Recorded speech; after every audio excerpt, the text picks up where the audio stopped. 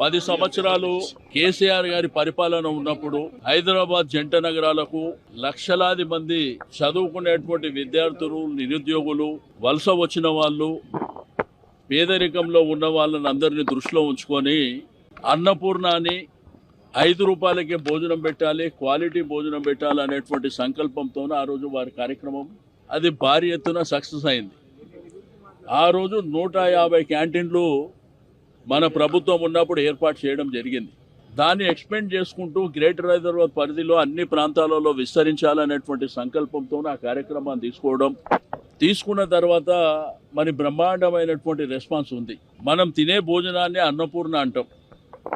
మనం పండించే పంటను కూడా రైతు అన్నపూర్ణగా భావించేటువంటి గొప్ప పేరుని కేసీఆర్ గారు నామకరణం చేస్తే కాంగ్రెస్ ప్రభుత్వం నిన్న మొన్న ఒక నిర్ణయం తీసుకుంది. ఒక్క కౌంటర్ పెంచలే, 150 కౌంటర్లు ఉంటే క్యాంటీన్లుంటే దాంట్లో 20 బంద్ అయినాయి, 20 క్లోజ్ అయినాయి. దాని గురించి దిక్కులేదు.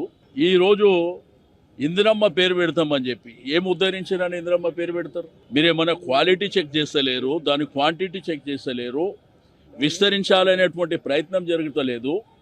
ఒకవేళ మీరు ఏదైనా పేరు మార్చాలనే నిర్ణయం ఇట్లా చేయాలనుకుంటే కౌన్సిల్ ఏర్పాటు చేయండి. ఇక్కడ మా ప్రజాప్రతినిధులందరూ 150 మంది కార్పొరేటర్లు ఉండేటువంటి కౌన్సిల్ ఎక్స్ అఫీషియో కూడా ఉన్నారు. వాళ్ళందరూ అభిప్రాయం తీసుకొని మీరు ఇట్లా పేరు మార్చాలనేటువంటి ఉద్దేశం మీకు ఏదైనా ఉంటే, లేకపోతే మీరు కొత్తగా ఏదైనా స్కీమ్ తెచ్చి మీరు పేరు పెట్టుకోండి, అభ్యంతరం లేదు.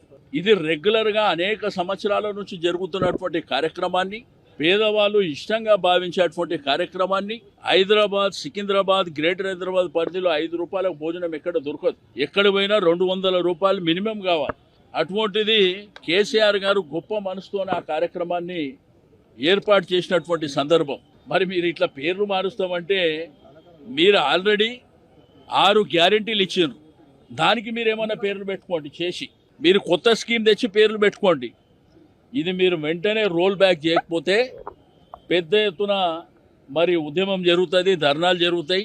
ప్రతి క్యాంటీన్ దగ్గర కూడా ధర్నాలు చేపట్టడం జరుగుతుంది.